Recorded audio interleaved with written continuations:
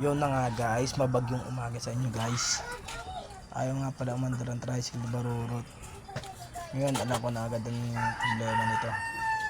Karburador o kaya throttle cable. Nagpapogi pa kasi Barurot yan. At ito nga guys, binuksan ko lang yung card. Basang-basa yung loob niya. At dito nga guys, tatanggalin na natin throttle cable para mapalitan na natin guys. Ito guys ang problema niya guys, kung pumapasok ang tubig sa loob, papalitan na natin siya ng bago. Dito nga guys, lilinisan ko na, tinanggal na natin yung tubig, kakabit na rin natin siya po.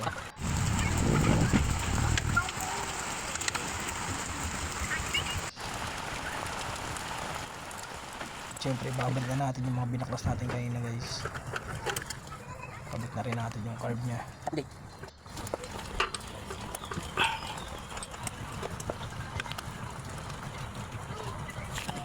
Ilalagay na rin pala natin dito yun guys. Higpitan na natin to.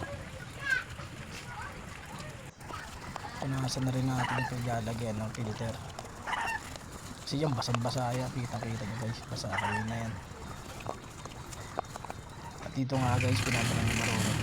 Okay na guys, ganda na ng tunog nyo guys. That's good!